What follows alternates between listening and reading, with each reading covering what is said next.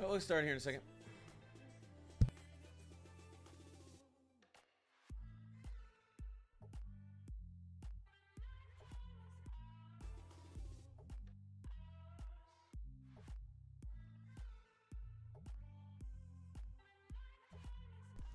Give me one moment.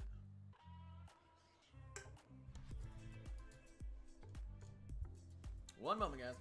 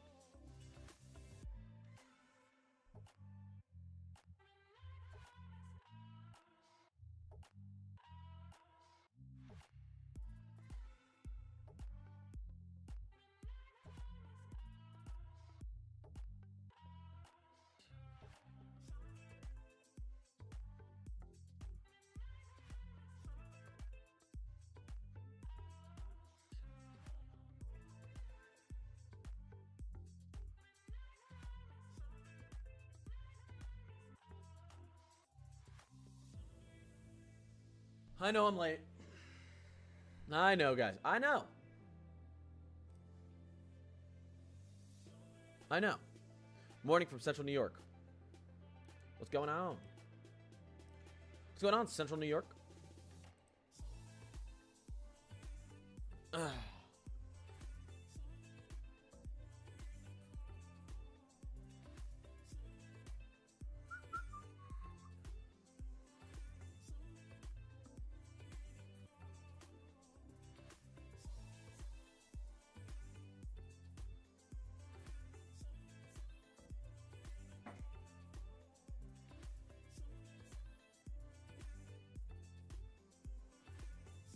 Funny saying how late I am to live when I'm live streaming at 8:40 in the morning, but I should have been on live much earlier. So do I need to panic buy my daughter snow boots tonight? Yeah, this is the Euro. This is the Euro I woke up to. Let's take a look at the GFS I woke up to. This is the GFS I woke up to. Canadian. Well, the Canadian's not going to see these storms far out enough. The model doesn't go out, so. Euro AI. That's the Euro AI. This is 060. I wonder what the 00Z did. Imagine that, huh? To kick off December. Is Wisconsin supposed to get a lot of snow? Well, the GFS and European thinks Thanksgiving / the 27th of November through like December 1st is going to be a bit major snowstorm for the plains and upper Midwest. So we'll get started here in a second, guys. I'm just going to let some people get in. I haven't posted my shorts yet because I was so late. I said I'm going to have to live stream and then I'm going to have to finish posting my content. I mean, my video is going to be posted in 2 minutes. I did a whole video on this, but I couldn't finish the rest of my stuff because I literally... Let me tell you guys what not to do. What's going on, guys? Let me explain what not to do. My alarm went off at 3:45 a.m. Emmanuel, what's poppin'? I appreciate you. Emmanuel just sliding in with the $5 super chat. Oh my gosh. I didn't want to say anything about you being late, but yeah. So my alarm went off at 3:15, and I did the classic. I was like, I'm kind of tired. Or it went off 3:45, and I was like, I'm kind of tired. All right, I'm just going to close my eyes for like 10 more minutes. And then I woke up at 6 a.m.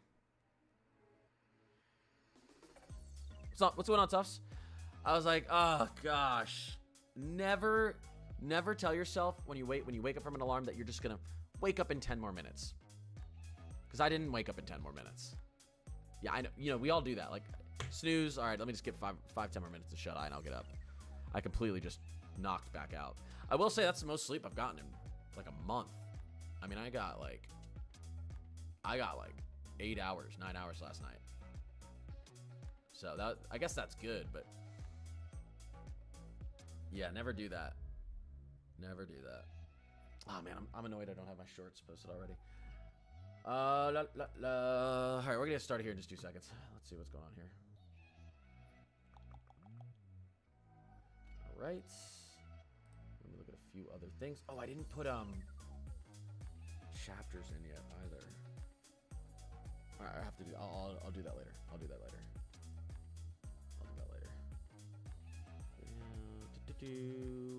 Oh, sorry. Here's for the Euro lovers. Here's your 0-0-Z Euro run that we woke up to. Here's the 0-0-Z Euro run we woke up to. You love to see it. You absolutely love to see it, don't you? All right, can you guys hear my voice? Is my voice okay? Is the music okay? Everything good on both ends? And we'll get started. That's my wife. I have to shake her awake. I've always been kind of a morning person. I'm the type of person where like my alarm goes off and I go, all right, and I hop out of bed. I've had periods where I've struggled, but typically I don't struggle. Typically I don't struggle in the morning. But I've been kind of on a grind. You know what I mean? I mean, I've posted videos now like every single day for I feel like 3 weeks to a month straight. I've gotten up at between 3-4 a.m. every single day now for 3 weeks straight. I think my body's just like, nope. You're getting 2 more hours. I didn't have a choice, actually. I was taken over. Okay. Could this move south? The European, look at the Euro AI, which is supposed to be a next gen. It's supposed to be a little bit better than this European model, but we haven't used it enough. We don't have enough data to see if it's actually better because it's new, so we got to let it play out more. But the European AI actually thinks, if you go back to the 0-0-Z, which is our better run, typically than the intermediate runs. Yeah, I mean, the 0-0-Z tries to bring snow down here into the south. So, I mean, not down to the southeast. This is going to be tough for a little bit here. We're going to see. We're going to see. If you want some snow out in Boone, you're probably going to like the GFS a little bit. If we were to look at our kind of future reflectivity with what's going on in the 0-0-Z, you get some snow down here up and down the Appalachian Mountain Range on the GFS out here as we get into the 28th and 29th of November. The GFS wants to like bury the upper Midwest, which I love. I mean, the Euro actually wants to bury the upper Midwest even more, but we've got some crazy things going on. Like look at this. Let's just look at our freaking snow totals up here. Here's the Kuchera, foot into Minneapolis, and then not as much in Wisconsin. But look at the Euro. Look at the Euro up here when we go to the 0-0-Z. Huh. 2 feet into trying to put 2 feet Kuchera into Metro Minneapolis. But again, this could shift east. This could end up being a Chicago storm. The GFS actually has a storm farther out to the east, so you could end up, guys, at this range. Listen, the GFS, all the globals that see out this far all see a big snowstorm for the plains or east. It's where it goes. And I talk about, my video just went live. I talk about this in my video today. I actually go into a little bit more in depth. My video this morning was actually 13 minutes long. And I said, I feel like people don't want to sit there and watch a video for 13 minutes. So I cut it down to like 8 minutes and 30 seconds. I don't know if you guys would rather my video be longer and more detailed, but I felt like there's fluff. There's like, okay, no one cares about some of this stuff. It's like, what are the odds? Where's the snow going to be? Is it going to be cold? Is it going to be hot? What's the time frame? Like the important stuff. You know what I mean? I ended up like talking about the GFS run in detail for like 5 minutes straight. And I was like, no one cares. No one cares about that. How about the PDS sounding? Wait, you pulled. Looks like a good warm front. Wait, let me see that. Hold up. Let's go. What's going on, Matt? Let's go to the HRRR. Let's go into the Ohio Valley. Actually, I think what I want to do here is actually go into pivotal weather. HRRR. Actually, we'll go to 12Z. 12Z's out. That's good. Let's do this. Let's take a look. Let's take a little look-see here, folks. Severe. First, I want to look at this reflectivity. First, we're going to take a look at the reflectivity. Okay. That's good enough, right?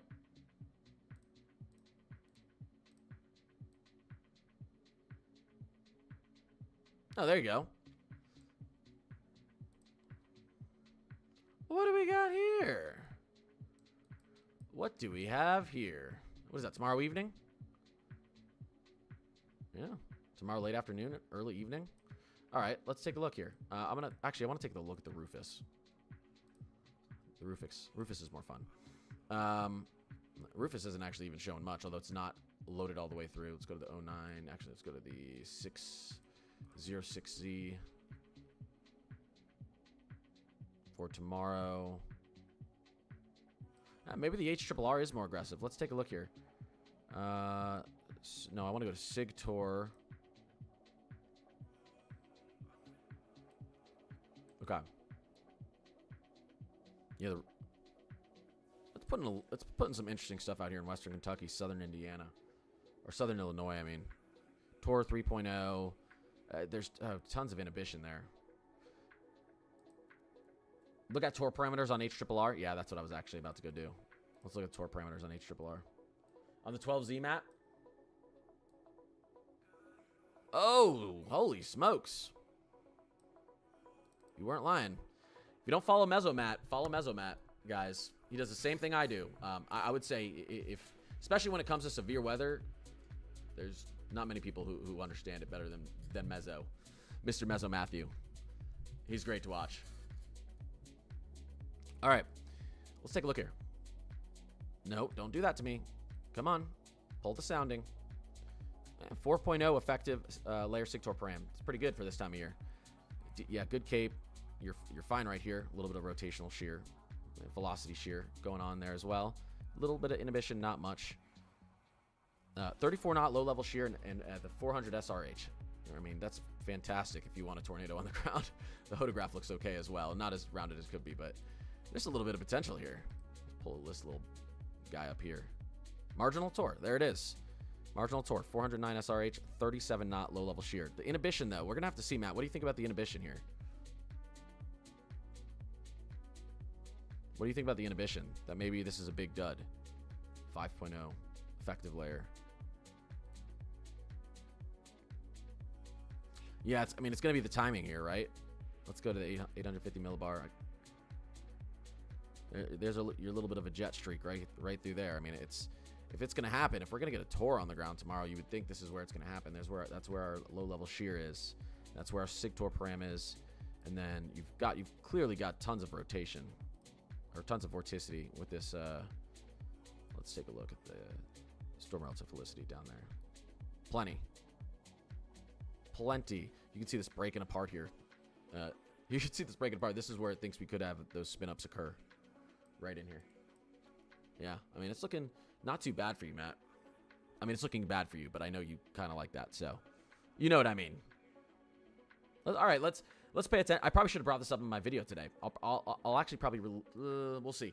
Maybe this evening, if I put a quick video together, I'm going to talk about this because this is actually interesting. I know CSU has a bunch of severe potential over the next 7 days. You text me the sounding on the HRRR. I know CSU, which I have on my Discord, guys. If you're on my Discord, go to the CSU section. CSU has multiple days of severe weather. I mean, like 5 or 6 days, like 5 or 6 marginals in a row with a chance for a slide as well. So we'll probably have to lean into that a little bit here. Let's see here. PDS Tor. Can you guys see that? Let it focus. It'll focus in a second. I'll help you. I'll help you. Come on. All right, guys. The pink is PDS Tor. Possible. There it is. You guys see that? Was that right over? Right. That was Western Kentucky, right? Oh, and there's no inhibition in this sounding either. 2,000 joules per kilogram of cape isn't the highest I've ever seen, but it's more than enough for a tornado. 300 SRH, 30 knot low level shear. What's our a little bit of a weird? It's like more of a westerly wind than a southwesterly. It's southwesterly, westerly. Interesting. The shear's pretty good. I mean, you've also got some velocity shear. You got 30 knot at the surface, then you got 82 at 8 kilometer, and then back down to 60. 42. Sorry guys, I'm geeking out for a second. I think the morning round of storms. Matt said, I think the morning round of storms Oh, wait. I think the morning round of storms may lay a boundary down for the afternoon and help with rotation. Yeah, because you do have... I probably read that wrong, but that's fine. Because you've got... Here's the morning. Here's the morning. And then there's... This is the signal right there. Right, Matt? But you probably wouldn't want a bunch of precipitation from these morning storms. You'd probably want to be on the bottom end of this so you don't get too much of a rain-cooled atmosphere. And then, boom! A little bit of a discrete action. Mini little QLCS setting up here with some discrete cells potentially in it. Setting up for tomorrow evening in Kentucky. Oh! You guys can't see what I'm looking at! Sorry. There you go. I kept it on that the whole time. There's little morning storms moving through. And then right there. This is where we could have our spin-ups. Right there. Right there. Tomorrow evening. I can see you, but not the screen. I figured that out, Kayla. It just took me a little bit. I never said I was the brightest crayon in the box. I just know a lot about weather. Marissa, Jasmine, Tuss, Deborah, Larry, appreciate you guys. I like longer videos in general. I was about to say Emmanuel. In general, Emmanuel. Yeah, I know. I just, oh God, it's tough because I know some people complain about like too much fluff in some of those videos, but we're just looking at your face. I know, it took me a second to figure out. We know you like your face, but I want to see the map. I agree. Let's just look at the map. Here, we'll just do this, guys. We'll just do this. How about this? How about no more face? There you go, guys. We'll do live streams like this from now on. All right. Anyways, we'll get back to what's going on here because it is quite the it is quite the snow map we woke up to on the Euro this morning. I would have to say. With the agreement of the GFS, it's pretty interesting. Chase, come on, Matt, just do it. Matt, you don't even have to. You could actually chase that severe threat on foot tomorrow because it's literally in your backyard. Do it, chase it, chase it. You won't chase it, Matt. Scared? You're scared. He's scared. Thanks for the follow, guys. I appreciate the follows. Switch. How much do you think Pennsylvania will get for December? Well, that's a pretty tough ask. I mean, you've got mountains and you've got the mid-Atlantic coast, the coastal region in Pennsylvania. So that's tough. It depends where you are.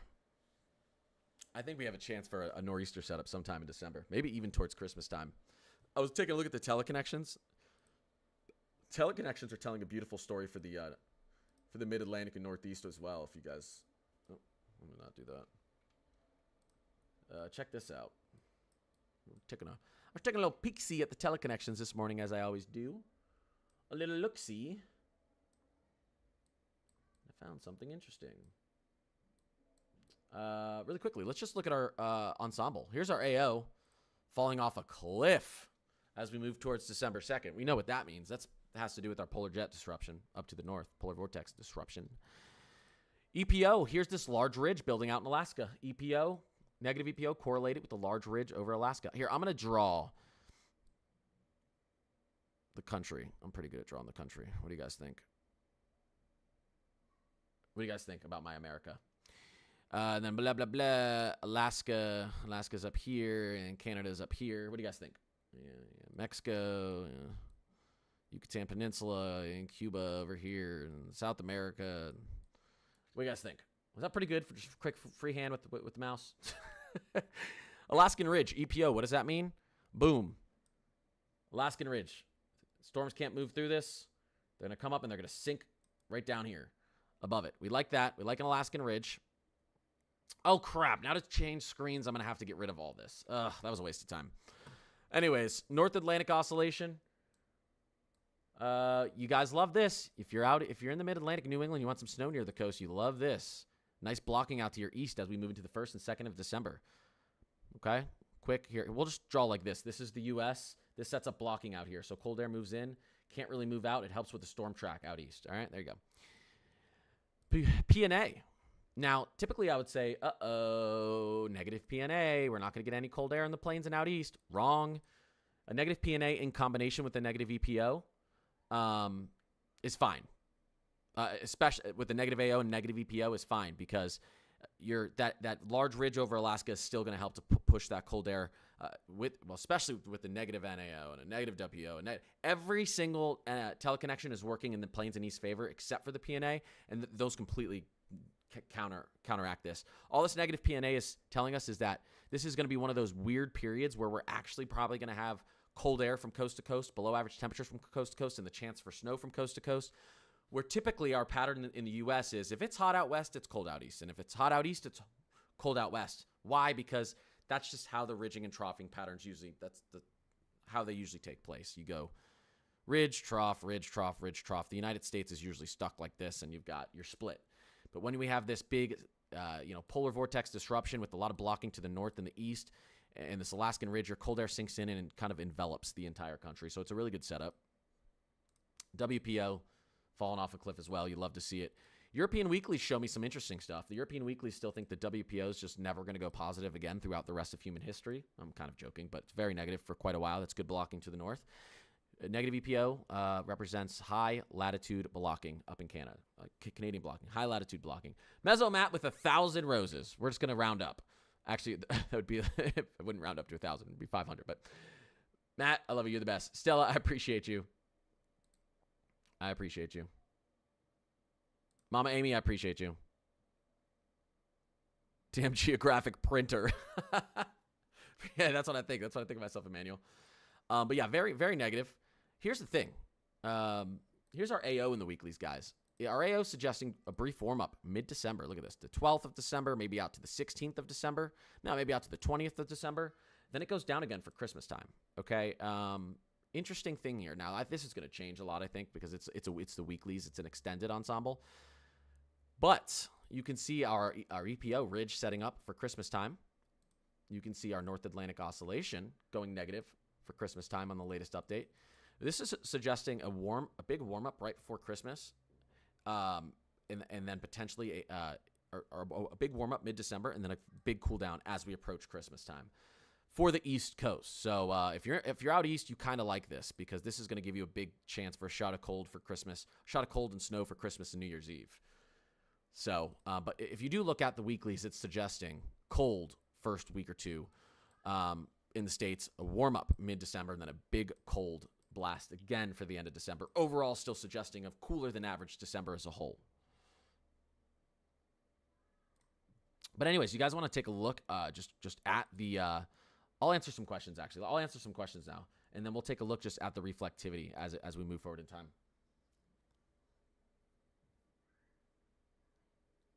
I do have to get off here in about probably 10 minutes. Anything on the snow for Minnesota tomorrow? Yeah, okay, so let's look at that, guys. Our surface temperatures aren't expected to get below freezing. But you can get snow on the ground even if your surface temperatures aren't below freezing. Let's take a look at this. First, I'm going to go to the NAM3K, and I want to look at what our actual surface temperatures could be. Because, yes, we could get some snow through Minneapolis tomorrow. I'll do this quickly because I know people have more questions. But let's take a look. Surface temperatures up there in Minnesota. All right. What are the odds of this happening? Here's as we get into tonight. The latest NAM does think 33, 34, 31, 32. So we're going to be close to freezing. I can tell you what, right above our heads it's going to be freezing and all the way up to the stratosphere. So that's what's good. That's why we're probably going to get some snow. All right, let me probably briefly at least.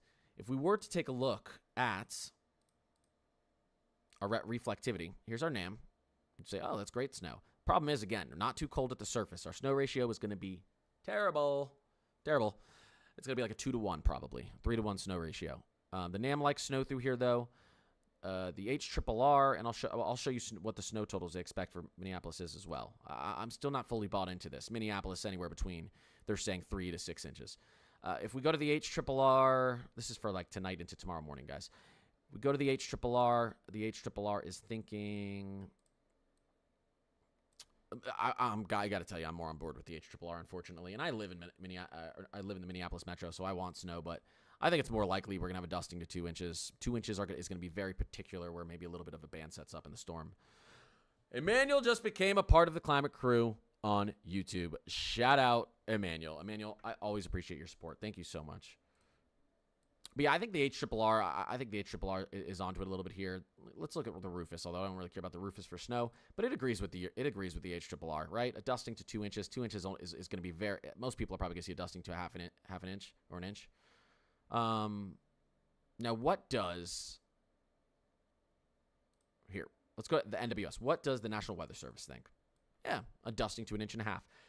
The problem is we got a little bit of above average air moving in after this. We're going to get back into the mid 40s, upper 40s, and so it's probably going to melt. But a little bit of snow is expected. We can also take a look at, and I like looking at this one here. Okay, so we'll look at the expected amount from the National Weather Service. Here we go.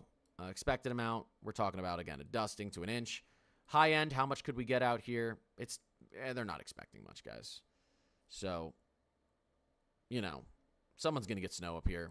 Someone could get up to 3 inches, I think. I don't think anyone's getting 5 to 6 inches of snow, but I hope I'm wrong because I want snow up here. I hope I'm wrong. Anyways, that's what's going on with that. Emmanuel, you're awesome, man. I want snow. So what was that? Like 2 feet of snow at the beginning of the stream. Is that next week? Yeah, no, this is for that's for Thanksgiving time. So when we're looking at this, let's go back up to the United States. When we're looking at this, the majority of this is Thanksgiving, right? Here's Thanksgiving Day, the day after Thanksgiving, and so it's the end of November here.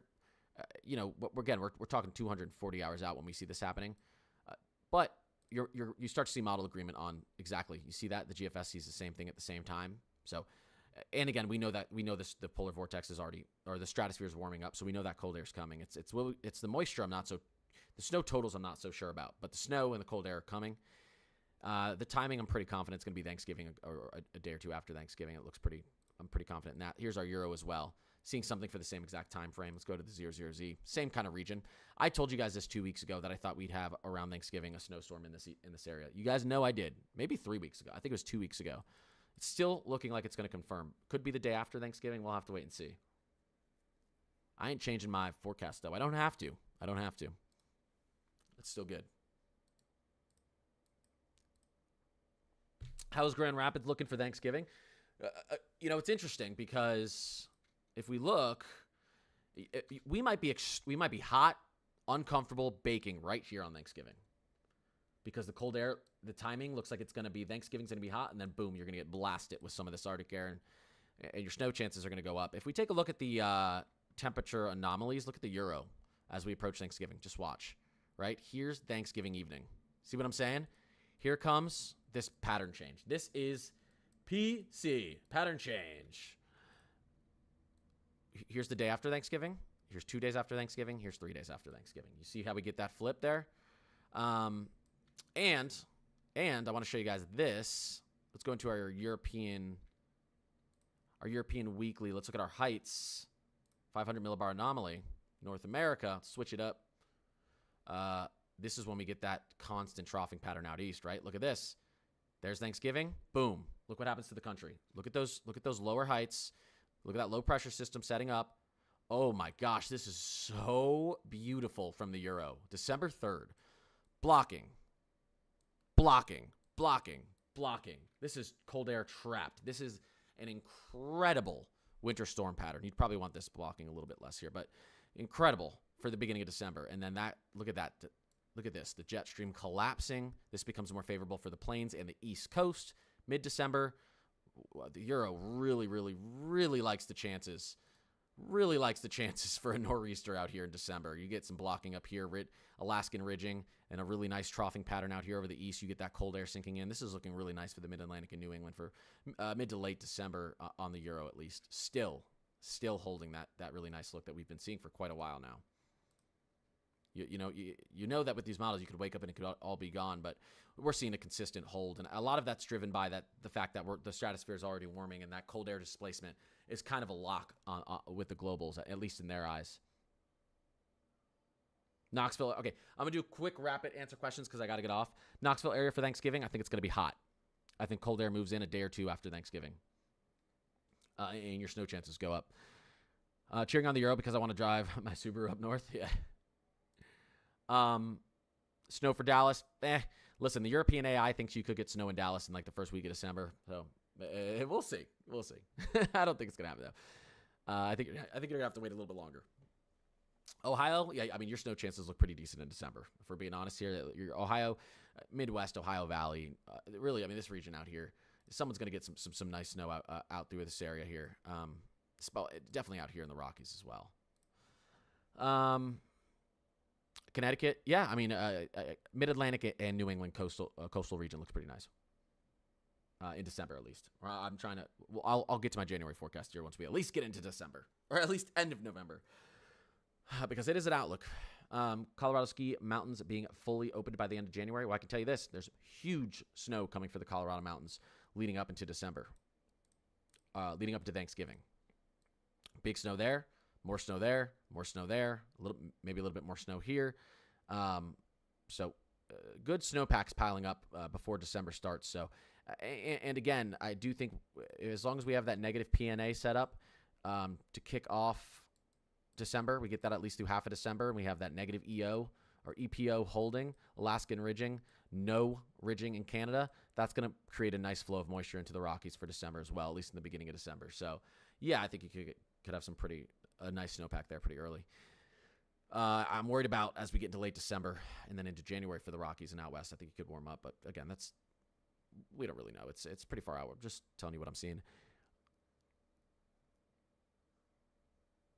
So what was that like? Oh yeah, I answered that. What's with this? How'd you get this big bold text? Did you copy and paste a picture? Makes me not want to answer it. This upcoming week's going to be hot in Indiana, but we're going to cool down after that. It's hot and rainy over the next kind of 10 days. For much of us in the plains and out east, except for New England, and then that major pattern flip happens right around Thanksgiving time, probably the day or two after Thanksgiving time. A major pattern flip happens here as we get into probably sometime between the 27th and 29th of November is kind of the key time there. Yeah, no problem. Any cold weather for Florida? Not for a little bit here, unfortunately. This may try and push some cold weather down into Florida, though, for December 1st, December 2nd. So there's a possibility there right in the beginning of December you actually get some below average temperatures down in Florida. All right, guys. I'm super late. I have to get off. Trust me, I want to stream more. I slept through my alarm this morning, okay? My full video on all of this just posted here like 20 minutes ago. So if you guys, your question might be answered if you watch the video. I'm not just saying that to funnel traffic to my video, but I covered all this in my video today. So watch that. Mods, I appreciate you being in here. I appreciate the follows, guys. Appreciate the gifts. Appreciate you being in here, helping my algorithm. Again, if you're new here, I post every single day. I stream every single day. And I love doing this stuff. You guys are awesome. And I'll see you potentially a little bit later. Might do another live stream later. If not, I'll be back posted in the morning. And tomorrow. And I got to update my Discord and I got to post my shorts. All right, everyone have a fantastic Monday. See ya.